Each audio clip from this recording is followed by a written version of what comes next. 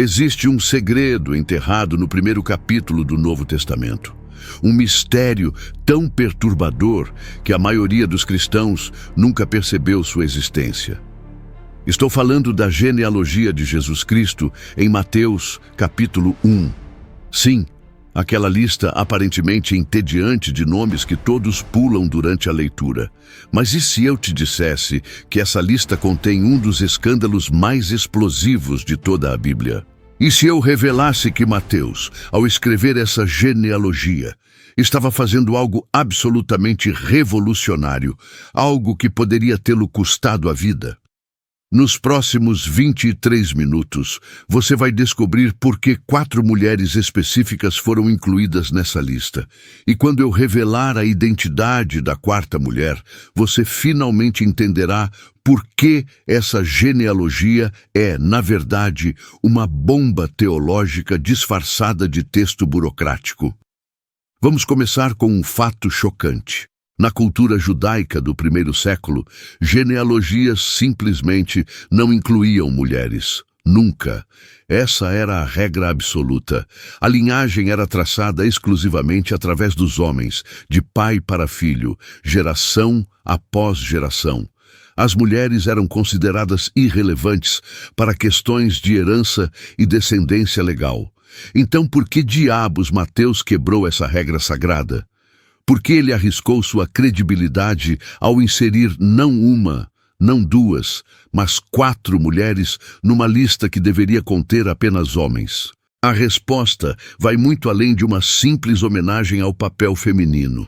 Estamos falando de uma estratégia deliberada, calculada, para comunicar algo absolutamente radical sobre a natureza do Messias. Aqui está o que torna isso ainda mais intrigante. Mateus não escolheu mulheres óbvias. Ele não mencionou Sara, a matriarca reverenciada. Ele ignorou Rebeca, mãe de nações. Ele pulou Raquel, a esposa amada de Jacó. Em vez disso, ele selecionou 4 mulheres cujas histórias são manchadas por escândalo, controvérsia e tabu. Cada uma delas carrega uma marca que deveria desqualificá-la de aparecer na linhagem do Salvador. E isso não foi um acidente. Foi uma escolha intencional que revela algo profundo sobre o plano de Deus. Pense nisso por um momento. Se você estivesse escrevendo um currículo para convencer judeus devotos de que Jesus era o Messias prometido, você incluiria mulheres com reputações questionáveis? Você destacaria os escândalos familiares? Claro que não. Você polimentaria a história, removeria as partes constrangedoras, apresentaria uma linhagem impecável. Mas Mateus fez exatamente o oposto. Ele expôs as feridas. Ele revelou os segredos de família. Ele colocou o dedo nas partes mais dolorosas da história de Israel. E aqui está a promessa que faço a você. Quando chegarmos à 4ª mulher dessa lista, você vai entender por que essa genealogia mudou tudo. Você vai ver como Mateus estava preparando o terreno para a revelação mais chocante sobre a origem de Jesus. Então, fique comigo, porque estamos prestes a mergulhar no primeiro nome dessa lista explosiva. Imagine a cena. Uma viúva sentada à beira de uma estrada empoeirada, o rosto coberto por um véu espesso, esperando. Não por caridade, não por resgate. Ela está ali para executar o plano mais audacioso e perigoso que uma mulher de sua época poderia conceber. Tamar não está apenas arriscando sua reputação. Ela está literalmente colocando sua vida na linha. Porque na cultura onde ela vivia, o que está prestes a fazer poderia resultar em apenas um desfecho: ser queimada viva em praça pública. E ainda assim, ela espera, determinada, implacável. Para entender a loucura do que Tamar fez, você precisa conhecer a injustiça que a levou até aquele ponto. Ela era nora de Judá, um dos patriarcas de Israel, casada com seu filho primogênito. Quando o marido morreu sem deixar herdeiros, a lei da época era clara. O segundo filho deveria se casar com ela e gerar descendentes em nome do irmão falecido. Mas o segundo filho também morreu. Judá tinha um terceiro filho, ainda jovem, e prometeu a Tamar que quando ele crescesse cumpriria o dever. Ela esperou. Anos se passaram. O filho cresceu e Judá quebrou sua promessa. Ele a mandou de volta para a casa do pai, condenando-a a viver como viúva sem filhos, sem futuro, sem identidade numa sociedade que definia mulheres apenas pelos homens em suas vidas. Foi então que Tamar tomou a decisão que mudaria tudo.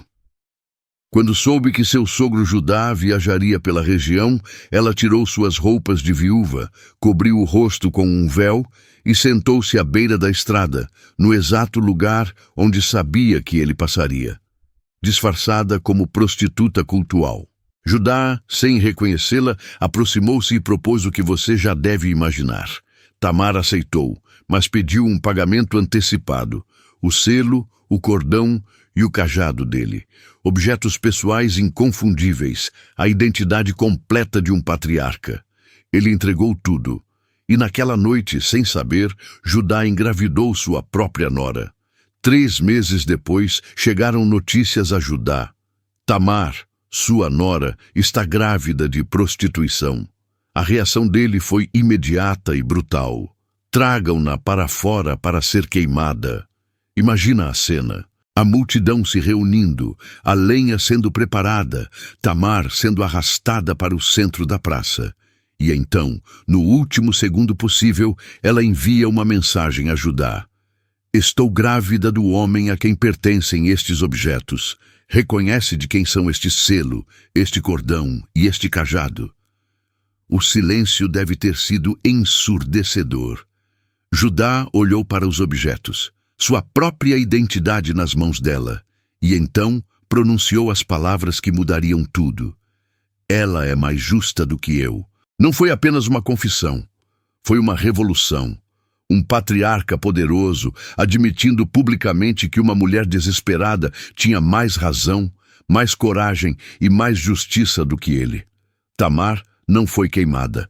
Ela deu à luz gêmeos, e de sua linhagem nasceria o rei Davi. E de Davi, séculos depois, nasceria Jesus. Agora viajamos algumas gerações adiante para uma cidade condenada chamada Jericó. As muralhas dessa fortaleza cananeia eram tão grossas que casas inteiras eram construídas dentro delas. E numa dessas casas vivia uma mulher cujo nome se tornaria sinônimo de fé improvável: Raabe.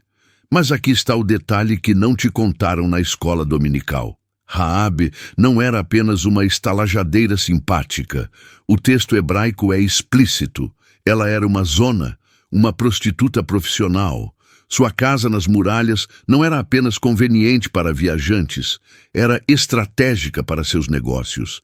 E foi exatamente essa localização que mudaria o curso da história de Israel. Quando 2 espiões israelitas entraram em Jericó para reconhecer a terra prometida, eles escolheram se esconder na casa de Raabe. Pense na ironia. Os representantes do povo santo de Deus buscando refúgio com uma prostituta pagã.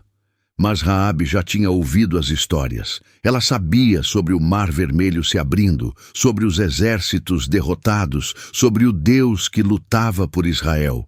E quando os soldados do rei vieram procurar os espiões, Raabe tomou uma decisão que definiria seu destino eterno. Ela mentiu para proteger os homens de Deus. Escondeu-os sob hastes de linho no telhado e enviou os perseguidores numa direção falsa. Raabe, a prostituta cananeia, cometeu traição contra seu próprio povo para salvar 2 estrangeiros. Mas por quê? Sua confissão aos espiões revela algo extraordinário. Eu sei que o Senhor lhes deu esta terra, ela declarou. Ouvi como o Senhor secou as águas do Mar Vermelho. Quando ouvimos isso, nossos corações desfaleceram e o ânimo de todos se esvaiu por causa de vocês, pois o Senhor, o seu Deus, é Deus em cima nos céus e embaixo na terra. Raabe não tinha Torá, não tinha profetas, não tinha templo, mas ela tinha fé. Uma fé que a levou a arriscar tudo. Ela fez os espiões jurarem que poupariam sua família quando Israel destruísse Jericó. E eles concordaram, instruindo-a a amarrar um cordão vermelho na janela como sinal de proteção. Quando as trombetas soaram e as muralhas impossíveis de Jericó desabaram, uma seção permaneceu de pé, a casa de Raabe. Aquele cordão vermelho na janela marcou a diferença entre destruição e salvação. A prostituta e toda a sua família foram resgatadas, absorvidas para dentro de Israel. Mas a história não termina com resgate. Raabe se casou com Salmão, um príncipe da tribo de Judá. Dela nasceu Boaz. Sim, aquele Boaz que se casaria com Rute. A prostituta de Jericó se tornou bisavó do rei Davi. Mateus não apenas menciona Raabe, ele a celebra. Uma mulher que vendia o corpo, uma traidora que mentiu e enganou, uma gentia que não tinha direito à herança de Israel. No entanto, seu nome brilha na linhagem do Messias como testemunho de que a graça de Deus não conhece fronteiras, que fé genuína pode emergir dos lugares mais improváveis e que Deus tem um padrão perturbador de escolher os desqualificados para papéis eternos. Agora, imagine uma mulher tão desprezada que sua simples presença era considerada uma contaminação. Rute era moabita. E isso não era apenas uma nacionalidade, era uma maldição viva. A lei de Moisés era cristalina e brutal. Nenhum moabita poderia entrar na congregação do Senhor, nem mesmo na 10ª geração. 10 gerações. Isso significa que os tataranetos dos seus tataranetos ainda seriam considerados impuros demais para adorar ao Deus de Israel. E o motivo? Séculos antes, quando Israel fugia da escravidão no Egito, Moabe não apenas recusou ajuda, mas contratou um profeta para amaldiçoar o povo de Deus. Aquele pecado ancestral condenou toda uma nação à exclusão perpétua. Rute carregava esse estigma no sangue. Mas aqui está o choque. Essa mulher proibida, essa estrangeira amaldiçoada, tomou a decisão mais radical da história bíblica. Quando sua sogra Noemi, viúva e devastada, decidiu voltar para Israel, Rute se recusou a abandoná-la. E suas palavras ecoam através dos milênios com uma intensidade arrepiante. Não insistas comigo que te deixe e que não mais te siga. Aonde quer que fores, irei eu. Onde quer que pousares, ali pousarei eu. O teu povo é o meu povo, o teu Deus é o meu Deus. Isso não era apenas lealdade, era suicídio social. Ela estava escolhendo voluntariamente se juntar a um povo que a rejeitaria, adorar um Deus cuja lei a excluía. E antes de continuarmos com o que aconteceu na eira naquela noite, pause um segundo. Se essa história está mexendo com você, deixe um like agora e nos comentários me diga, você acha que Deus escolhe pessoas improváveis de propósito ou nós é que criamos as barreiras erradas? Quero ler sua opinião. Rute chegou em Belém como refugiada, catando sobras nos campos de cevada para não morrer de fome. Foi quando Boaz, um homem rico e influente, notou aquela moabita trabalhando sob o sol escaldante. Ele sabia quem ela era. Conhecia sua reputação de lealdade impossível. E então Noemi arquitetou um plano que faria qualquer pessoa corar.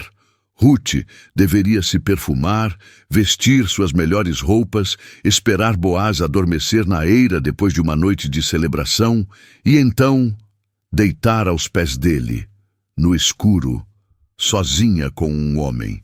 Isso violava todos os protocolos, todas as normas de decência. Mas quando Boaz acordou e encontrou Rute ali, algo extraordinário aconteceu. Em vez de escândalo, houve honra. Em vez de rejeição, houve redenção. Boaz se casou com a moabita proibida.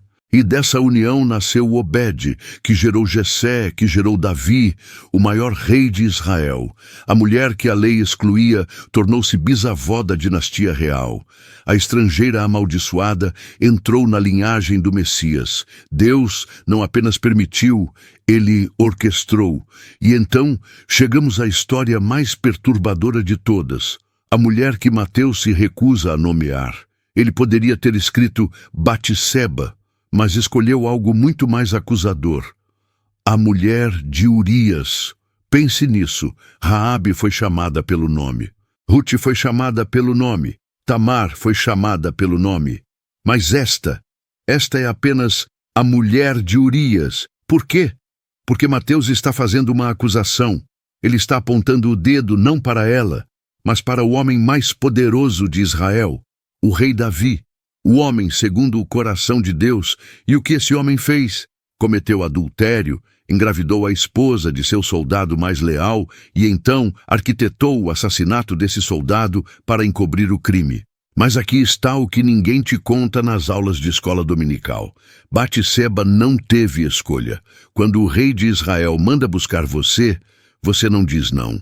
Quando o homem com poder absoluto sobre sua vida e a vida de seu marido te convoca, não existe consentimento real. Ela não seduziu Davi. Ela estava tomando banho em sua própria casa, cumprindo um ritual de purificação exigido pela lei. Davi é quem estava onde não deveria estar, olhando o que não deveria olhar, desejando o que não era dele. E quando viu, simplesmente tomou.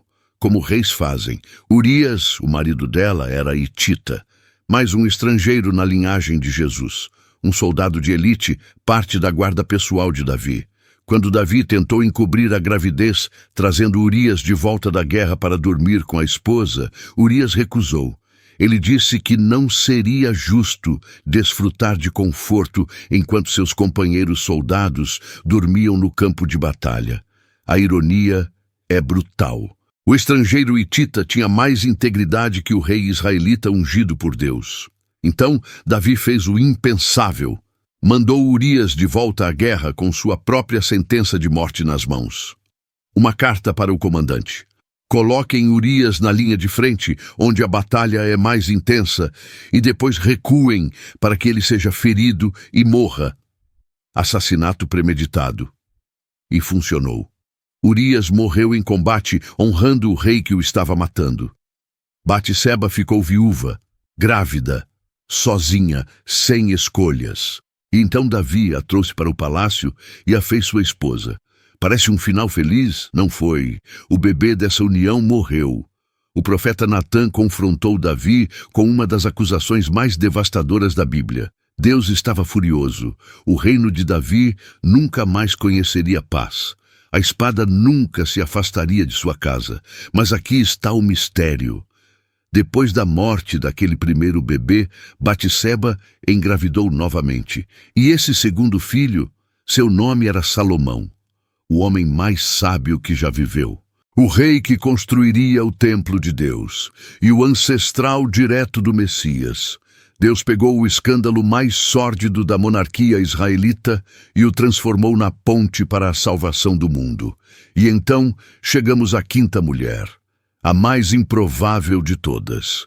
A que fecha o padrão de uma forma tão explosiva que os primeiros leitores do Evangelho de Mateus devem ter ficado em choque absoluto. Porque depois de Tamar, Raabe, Ruth e Batseba, Mateus lista Maria. E aqui está o detalhe que muda tudo. Aos olhos de seus contemporâneos, Maria era exatamente como as outras quatro, uma mulher sob suspeita, uma reputação manchada, um escândalo sexual que não podia ser explicado. Pense na situação dela por um momento. Maria estava noiva de José quando apareceu grávida, e não importava o que ela dissesse sobre anjos ou Espírito Santo. Para a comunidade de Nazaré, havia apenas uma explicação possível: adultério. A lei de Moisés era cristalina sobre isso. Uma noiva grávida de outro homem deveria ser apedrejada até a morte. José tinha todo o direito legal de expô-la publicamente, de arruinar completamente sua reputação, de entregá-la às autoridades para a execução. O texto de Mateus nos diz que José era um homem justo e queria deixá-la secretamente. Mas a realidade é que Maria estava enfrentando a mesma vergonha, o mesmo escândalo, a mesma acusação de imoralidade sexual que Tamar, Raabe, Rute e Batseba enfrentaram. Mateus não está apenas listando nomes aleatórios na genealogia de Jesus. Ele está construindo um padrão teológico explosivo. Ele está dizendo algo que os líderes religiosos de sua época consideravam absolutamente escandaloso. Deus escolhe deliberadamente pessoas controversas. Deus trabalha através de situações que parecem moralmente ambíguas. Deus constrói sua história de redenção não apesar da vergonha dessas mulheres, mas através dela. Cada uma dessas 5 mulheres carrega uma marca de escândalo sexual. Cada uma delas violou ou foi vítima de violação das normas sociais e religiosas de sua época. E cada uma delas é absolutamente essencial para que o Messias chegasse ao mundo. Aqui está a revelação que conecta todos os loops anteriores. Deus não está procurando pessoas perfeitas para sua história. Ele está procurando pessoas reais, quebradas, controversas, que o mundo rejeita. Tamar usou sedução para garantir justiça. Raabe era uma prostituta pagã. Rute era de uma nação amaldiçoada. Batseba foi vítima de abuso de poder real. E Maria foi acusada de adultério pela própria comunidade que deveria protegê-la. 5 mulheres, 5 escândalos, 5 situações que deveriam desqualificá-las completamente de qualquer papel na história sagrada. E ainda assim, sem elas, não há Jesus. Sem elas, não há salvação. Sem elas, toda a narrativa bíblica desmorona. Mateus está gritando para seus leitores: vocês perderam completamente o ponto sobre como Deus trabalha. Vocês acham que Deus só usa pessoas respeitáveis, pessoas com reputações impecáveis, pessoas que seguem todas as regras religiosas perfeitamente? Olhem para a genealogia do próprio Messias e vejam como estavam errados. Agora você vê o padrão: 5 mulheres, 5 escândalos, e cada uma delas preparando o caminho para o maior escândalo de todos. Um Deus que se torna homem através de uma linhagem manchada de sangue, traição e vergonha. Mateus não estava apenas listando nomes, ele estava construindo um argumento teológico explosivo que a igreja moderna prefere ignorar. Porque aqui está a verdade que ninguém te conta no Natal. O escândalo não é o nascimento virginal. O escândalo é que Deus, deliberadamente, escolheu chegar até nós, através de uma genealogia repleta de prostitutas, adúlteras, estrangeiras e mulheres acusadas de imoralidade. Jesus não veio de uma linhagem pura. Ele veio de uma linhagem real, sangrenta, complicada e profundamente humana. E isso muda absolutamente tudo. Pense nisso. Tamar teve que se prostituir para garantir seu direito. Raabe traiu sua própria nação. Rute violou todas as leis de pureza étnica. Batseba foi vítima de um rei predador. Maria foi acusada de adultério pela própria comunidade. E Mateus coloca todas elas ali, no início do Evangelho, como se dissesse: vocês querem saber quem é Jesus? Olhem de onde ele veio. Olhem quem Deus escolheu para trazer o Messias ao mundo. Isso não é um acidente. Isso não é um constrangimento que precisamos explicar ou suavizar. Isso é o Evangelho em sua forma mais pura e radical. Deus não espera você consertar sua vida antes de entrar na história dele. Ele entra na sua bagunça, na sua vergonha, no seu escândalo e faz dela parte da redenção. As 5 mulheres da genealogia não estão ali apesar de suas histórias controversas. Elas estão ali por causa delas. Então, quando você ouvir a história do Natal este ano, lembre-se: o bebê na manjedoura carrega no sangue as histórias de Tamar, Raabe, Rute, Batseba e Maria. Ele carrega prostituição, traição, escândalo sexual, abuso de poder e acusações de imoralidade. E ele carrega isso com orgulho, porque essa é exatamente a humanidade que ele veio salvar. Não a versão sanitizada que fingimos ser no domingo. A versão real, bagunçada, complicada e escandalosa que realmente somos. E se você achou essa história impactante, você precisa descobrir o que mais a Bíblia esconde sobre as mulheres que mudaram a história.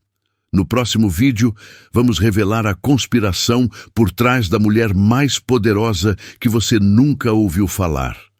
Se inscreva no canal e ative o sininho, porque essa história vai explodir tudo que você pensava saber.